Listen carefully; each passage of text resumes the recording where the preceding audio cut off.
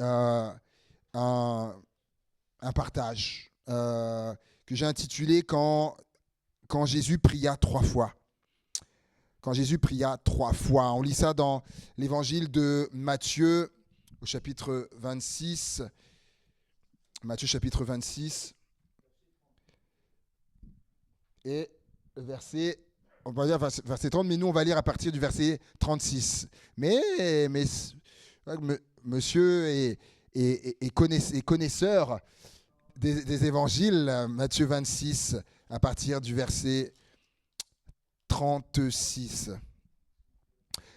Là-dessus, Jésus alla avec eux dans un lieu appelé Gethsémanée, et il dit aux disciples, « Asseyez-vous ici, pendant que je m'éloignerai pour prier. » Il prit avec lui Pierre et les 2 fils de Zébédée, et il commença à éprouver de la tristesse et des angoisses. Il leur dit alors, « Mon âme est triste jusqu'à la mort. Restez ici et veillez avec moi. » Puis, ayant fait quelques pas en avant, il se jeta sur sa face et pria ainsi, « Mon Père, s'il est possible que cette coupe s'éloigne de moi, toutefois non pas ce que je veux, mais ce que tu veux. » Et il vint vers les disciples qu'il trouva endormis, et il dit à Pierre, vous n'avez donc pu veiller 1 heure avec moi? Veillez et priez afin que vous ne tombiez pas dans la tentation. L'esprit est bien disposé, mais la chair est faible. Il s'éloigna une seconde fois et pria ainsi, « Mon Père, s'il n'est pas possible que cette coupe s'éloigne sans que je la boive, que ta volonté soit faite. » Il revint et les trouva encore endormis, car leurs yeux étaient appesantis. Il les quitta et s'éloignant, il pria pour la 3e fois, répétant les mêmes paroles. Amen. J'aime au verset, donc c'est le passage où Jésus donc est à Gethsémanée, et il est dit au verset 37, et lui donc de la tristesse, il commença à éprouver de la tristesse et des angoisses lorsqu'il s'éloigna pour prier. Moi j'aime cette facette de Jésus, j'aime beaucoup cette facette, c'est la facette de l'humanité de Jésus. J'aime beaucoup, où là, il est dit donc sans concession qu'il éprouva de la tristesse et des angoisses. À ce moment-là, donc oui, Jésus a été triste. Jésus a été triste, il a éprouvé la tristesse, Jésus a été angoissé. Et bien évidemment, là, c'est en rapport avec ce qui allait suivre. Quand on lit le chapitre d'après, 27 au verset 28, Matthieu 27 à partir du verset 28, on comprend pourquoi cette tristesse, pourquoi il est angoissé. Les soldats du gouverneur conduisirent Jésus dans le prétoire et ils s'assemblèrent autour de lui, toute la cohorte. Ils lui ôtèrent ses vêtements et le couvrirent d'un manteau écarlate. Ils tressèrent une couronne d'épines qu'ils posèrent sur sa tête et ils lui mirent un roseau dans la main droite. Puis s'agenouillant devant lui, ils le raillaient en disant « Salut, roi des Juifs !» Et ils crachaient contre lui, prenaient le roseau et frappaient sur sa tête. Et ça, c'est sans parler des autres évangiles où il parle des soufflets qu'il a pris dans le visage, etc. Après s'être ainsi moqué, et des coups de fouet également. Ainsi moqués de lui, ils lui ôtèrent le manteau, lui remirent ses vêtements et l'emmenèrent pour le crucifier. Donc on peut comprendre aisément la tristesse qui commence à l'envahir et sous l'angoisse qui commence à arriver. Et c'est un programme dont on se passerait bien, n'est-ce pas ? Parce que Jésus savait qu'il allait arriver tout ça. Et surtout donc, quand lui le savait, c'est un programme, quand tu sais que c'est le programme qui t'attend dans quelques heures, tu n'es pas pressé. Là, bien sûr, ton cœur n'est pas à la fête, loin de là. Même si tu t'appelles Jésus, même si tu t'appelles Jésus. Et au verset 38, il est dit « Mon âme est triste jusqu'à la mort. » Jusqu'à la mort. Vous savez que c'est comme ça que certaines personnes se sont suicidées, ont mis fin à leur jour, parce qu'ils ont été tristes jusqu'à la mort, tellement tristes que ça les a conduits à la mort. Comme la fille dont j'ai parlé, de 17 ans, là, dernièrement, malheureusement, tellement triste, écoutée par personne, crue par personne, etc., tellement triste, harcelée, etc., et jusqu'à se jeter sous les rails d'un train. Lui, il était là triste jusqu'à la mort. Et regardez comme c'est important. Et tout de suite après, il est dit, regarde, mon âme est triste jusqu'à la mort. Restez ici et veillez avec moi. Oh là là. Il est triste à la mort. Et là, ce dont il a besoin là, c'est que les disciples soient avec lui. Soient avec lui. Tout de suite, restez ici et veillez avec moi. Ben oui, parce que dans ces moments-là, on a besoin du soutien. On a besoin, comme cette jeune fille, cette adolescente avait besoin de soutien. Elle n'a pas eu. Là, Jésus, il a besoin. Restez ici, veillez avec moi, parce qu'il était triste jusqu'à la mort. Il sent qu'il a besoin d'être soutenu dans le monde qu'il est en train de vivre. Et ça m'a rappelé le 7 décembre, lorsque j'ai appris que mon papa était entre la vie et la mort. C'était au sortir du culte. Vous ne le saviez pas, mais c'était au sortir du culte que mon frère m'appelle. Et dans l'après-midi, quand on a vraiment su que c'était grave, il se rappelle, j'avais mis un mot sur le WhatsApp de l'église disant que ma famille et moi, on a besoin de la prière. On a besoin de vos prières. J'ai écrit parce que je ressentais le besoin là d'un soutien dans la prière, dans le moment qu'on était en train de traverser. Et là, Jésus est là, il a besoin. Il dit, mon âme est triste jusqu'à la mort, restez ici, veillez avec moi. Et le meilleur moyen dans ces moments-là qu'on a, c'est la prière en fait. C'est pour ça qu'il prie. Et verset 39, puis ayant fait quelques pas en avant, il se jeta sur sa face et pria. Et pria. Il va dire, s'il est possible que cette coupe s'éloigne de moi. Toutefois, non pas ce que je veux, mais ce que tu veux. Est-ce que ça vous est déjà arrivé de faire une telle prière? Ou une prière similaire? C'est-à-dire, on dit, mais non, David, moi, j'ai jamais dit à Dieu, s'il est possible, que cette coupe s'éloigne de moi. Non, j'ai jamais prié comme ça. Mais pour nous, à quoi ça peut ressembler? Jésus, il demande, il dit, si cette coupe, donc ce qui va arriver là, tout ce qui va arriver, ce qu'on a lu jusqu'à la croix, tout ça, si cette coupe s'éloignait de moi, Seigneur, s'il est possible, parce que peut-être que les médecins t'ont dit que tu dois passer par l'opération chirurgicale, tu dis, Seigneur, s'il est possible que cette coupe de l'opération chirurgicale puisse s'éloigner de moi. On pourrait mettre d'autres sujets. Et toutefois, non pas ce que je veux, mais ce que tu veux. Clairement, moi, je vous dis, c'est ce que j'aime avec Jésus. Et là, Jésus, c'est comme s'il disait, si je peux ne pas passer par ça, parce que c'est ça, littéralement, si je peux ne pas passer par ça, mais on voit que Jésus se reprend. Et il dit, toutefois, non pas ce que je veux, mais pas ma volonté. C'est pas ma volonté qui prime, c'est la tienne. Ta volonté en premier. Ça revient. Sommes-nous capables de dire la même chose, de dire pareil? Toutefois, Seigneur, non pas ma volonté, mais ta volonté. C'est pas toujours évident à dire. C'est pas toujours évident à dire. Mais Jésus nous montre la voie. Verset 41, veillez et priez. Il va dire à ses disciples, mais veillez, et il va les trouver endormis. Veillez et priez afin que vous ne tombiez pas dans la tentation. J'ai été regarder la définition de la tentation. Numéro 1, religion, impulsion qui pousse au péché et au mal. Deuxièmement, ce qui incite à une action en éveillant le désir.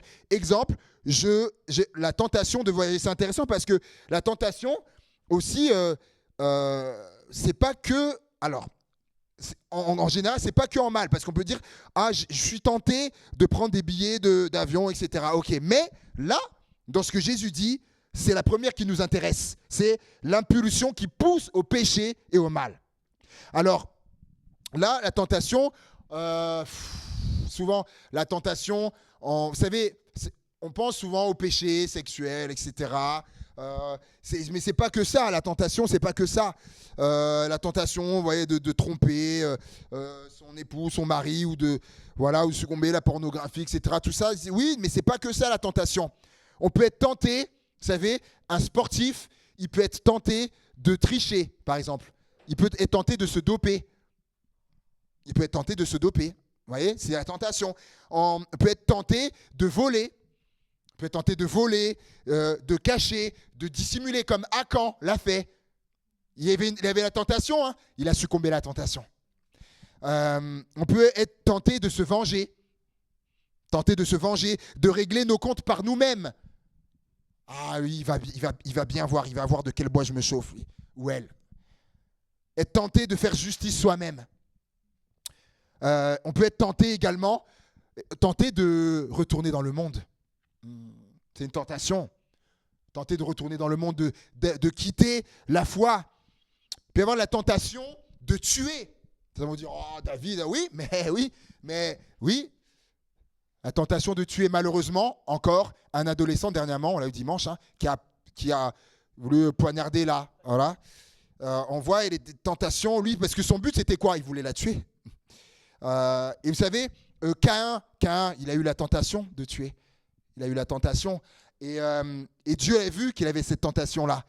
Et Dieu est tellement bon qu'il veut dire, le péché est tapis à ta porte. Ne lui ouvre pas. Parce qu'il a vu que Caïn avait cette tentation, il voulait tuer son frère Abel. Dieu intervient toujours. Mais comme on est libre, mais il va succomber à la tentation Caïn, malheureusement. Premier meurtre de l'humanité, il va tuer son propre frère. Vous savez, je connais des gens qui ont eu cette tentation. Je connais quelqu'un, je ne vais pas la nommer, mais ce n'est pas ici, que je connais, qui lorsqu'elle était plus jeune, a eu la tentation de tuer son professeur. Parce que il avait malmené, il y a eu des choses pas top. Elle a eu la tentation. Un jour, elle s'était dit, elle avait résolu en elle-même, un jour, je vais le retrouver et je vais le tuer. Mais encore Dieu est passé par là avant. Dieu est passé par là avant et elle s'est convertie. Dieu change les trajectoires. Et là, évidemment, je vous l'ai dit, lorsque l'année passée, lorsque j'ai été prêché, il y avait un regroupement de jeunesse vers le Creusot, j'avais eu une parole de la part du Seigneur pour un jeune qui dit tu avais projeté de tuer quelqu'un et il est jeune et c'était avancé et il y avait vraiment eu un mouvement de le Saint-Esprit qui avait vraiment touché les cœurs des jeunes qui s'étaient avancés, qui pleuraient comme des enfants, comme des bébés. J'avais jamais vu ça. Le sol était recouvert de larmes tellement il pleurait. Et il y a un jeune après qui dit, il pleurait, il dit ce que tu avais dit, c'est moi. Il m'avait raconté ce qu'il avait subi et il avait dit j'avais même récupéré une arme, etc. Et il dit et je voulais le tuer. Peut avoir la tentation de mentir, la tentation d'abandonner Jésus. Et regardez, en fait, c'est ce qui s'est passé un peu plus tard dans le texte qu'on a lu. Qu'est-ce que Pierre il a fait? Il n'a pas menti. Quand on lui a dit, mais toi aussi tu étais avec eux, il a dit non, je ne connais pas. 3 fois, je ne connais pas. Non, il a juré avec imprécation, je ne le connais pas. Il y a eu la tentation, il a succombé. Et la tentation d'abandonner Jésus, verset 56. Mais tout cela est arrivé afin que les écrits des prophètes soient accomplis. Alors, tous les disciples ont fait quoi? L'abandonnèrent. C'est là? Verset 56. Alors, tous les disciples l'abandonnèrent et prirent la fuite. Mais non, c'est de Matthieu 26. Ça, c'est Gabriel qui change. Matthieu 26. Voilà. Mais alors, tous les disciples l'abandonnèrent et prirent la fuite. Ils l'ont abandonné, ils ont pris la fuite. Et je vais vous dire quelque chose. En fait, Jésus le savait. Et c'est pour ça qu'il leur avait dit de veiller et de prier, afin de ne pas tomber dans la tentation. Jésus savait la tentation qui allait arriver pour eux. Mais ils n'ont pas pris en compte ce que j'appelle l'avertissement conseil de Jésus. Parce que je peux le dire avec assurance, s'ils avaient veillé et prié comme Jésus l'avait dit, eh ben, ils n'auraient pas abandonné, ils n'auraient pas pris la fuite. Pourquoi je dis ça? Eh ben, parce qu'ils auraient eu, en fait, dans la prière, en fait, ils auraient reçu le courage qu'il faut. Comme Jésus, regardez, Jésus, lui, il a prié. Et c'est lui qui allait au-devant. Il va leur dire, levons-nous. Et il a vu ceux qui arrivent, levons-nous, allons, voici celui qui me livre, approche. C'est Jésus qui allait au-devant de ceux qui venaient. Il a le courage d'aller. Pourtant, il était triste avant. Il était triste, il avait l'angoisse. Mais il va devant, pourquoi? Parce qu'il a eu le courage reçu dans la prière. Si les disciples avaient fait la même chose, ils auraient reçu ça aussi. Et ils n'auraient pas, à l'heure de la tentation, ils n'auraient pas abandonné, et parti comme des lapins, et abandonné et pris la fuite. Et il est dit au verset 42, une seconde fois, une deuxième fois, Jésus pria. Mon Père, regardez la nuance, s'il n'est pas possible que cette coupe s'éloigne de moi, s'éloigne sans que je la boive, et bien que ta volonté soit faite. Regardez bien, là il dit, mon Père, s'il n'est pas possible que cette coupe s'éloigne, mais regardez au verset 39, il va dire, mon Père, s'il est possible que cette coupe s'éloigne de moi. Vous dire, mais elle est où la nuance? Et bien en fait, là, quand il dit, il va dire, mon Père, s'il n'est pas possible que cette coupe s'éloigne sans que je la boive, et bien que ta volonté soit faite, c'est que quelque chose s'est passé entre-temps. Là, Dieu lui a dit, c'est pas possible. Et il va dire, ben, si c'est pas possible que cette coupe s'éloigne sans que je la boive, et bien que ta volonté soit faite. Vous savez, des fois, avant, il va poser une question. C'est-à-dire, s'il est possible, il va proposer, Seigneur. Mais là, après, il va dire, bon, s'il n'est pas possible, et bien des fois, vous savez, Dieu il nous dit, c'est pas possible. Des fois, Dieu, il pourrait arriver qu'il nous dise, c'est pas possible. On va dire, Seigneur, des fois, c'est pas possible. Pas possible d'y couper. C'est le chemin. Et Jésus accepte. Jésus accepte que ta volonté soit faite. Et vous savez, Jésus, j'ai pensé à ça. Il y a un autre évangile qui nous dit que Jésus a été fortifié dans le jardin de Gethsémanie. Ah oui, et oui. Parce qu'on se dit, mais tiens, il accepte tout ça. Oui, oui, mais parce que il y a eu un ange à un moment donné qui a été envoyé et qui l'a fortifié. Et j'aimerais te dire, Dieu, si tu passes un moment comme ça où Dieu te dit, non, c'est pas possible. C'est pas possible. Tu peux pas y couper. Tu dois passer par là. Dieu va te fortifier. Dieu va te fortifier aussi. Et Dieu aussi, il est capable d'envoyer un ange pour te fortifier aussi. Je ne dis pas qu'il va faire comme ça, mais il est capable. Les anges, ce sont des êtres au service de Dieu pour ceux qui doivent hériter le salut, nous dit Hébreu. Et oui, il y en a ce soir qui doivent hériter le salut. Oui, ben oui, mais donc les anges ils sont des êtres envoyés pour nous, en fait. Et il est dit au verset 44, et je termine avec ça, verset 44, il est dit, alors il les quitta et s'éloignant, il pria pour la 3e fois, répétant les mêmes paroles. C'est pour ça que j'ai intitulé ce message « Quand Jésus pria 3 fois ». Donc, il arrive, pria pour la 3e fois, répétant les mêmes paroles. Et j'aimerais simplement encourager avec ça que Jésus y allait à plusieurs reprises. Il a prié encore une 2e fois. Il a prié encore une 3e fois. Et il faut aussi, ça passera par ça, nous aussi, de prier comme ça aussi plusieurs fois. Mais dans tout cela, en tout cas, on pourra à chaque fois être au bénéfice du Seigneur. Il nous donnera le courage qu'il faut, comme il a fait pour Jésus. À travers la prière, il nous donnera le courage. Il nous fortifiera aussi, même si, dit voilà, il y a quelque chose qui vient et qui est pas facile, qui est pas évident. Eh bien, c'est-à-dire que et si on répond que ta volonté soit faite, il nous donnera le courage. Il nous fortifiera également et il nous aidera dans ça, comme il l'a fait pour Jésus aussi. Des fois, ça passera par prier 3 fois pour cette chose-là. On signe. Donc voilà ce que j'avais à cœur de partager avec vous. Le Seigneur continue de nous inviter à prier, hein, à prier et à toujours prier et de ne pas nous relâcher. C'est ça aussi, de ne pas nous relâcher. Jésus a fait, il ne s'est pas relâché dans la prière. Amen. Amen. Seigneur Jésus, merci pour ta parole, Seigneur mon Dieu. Ta parole qui est merveilleuse, Seigneur mon Dieu, et qui nous parle tellement, Seigneur. Dans ce que nous vivons, dans ce que nous traversons, des fois même dans les épreuves, ils sont là, dans les moments compliqués. Et là, tu nous montres que tu t'es pas relâché dans la prière. Pas arrêté juste à une fois, et puis, non, tu y es retourné une 2e fois. Et puis tu y es retourné encore une 3e fois, Seigneur mon Dieu, nous montrant toi le modèle dans la prière, Seigneur mon Dieu. Et oui, et de même que ton Père, t'a donné le courage, t'a fortifié, nous aussi on pourrait être au bénéfice de ces choses-là, Seigneur. Merci pour tout, Seigneur, et que toi soit toute la gloire, Père.